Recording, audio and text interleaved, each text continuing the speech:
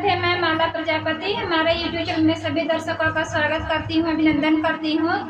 आज मैं एक बहुत ही प्यारा कारवा नाच गीत लेकर आई हूँ। अगर आप सभी को अच्छा लगे तो प्लीज लाइक करना, कमेंट करना और मेरे चैनल को सब्सक्राइब करना।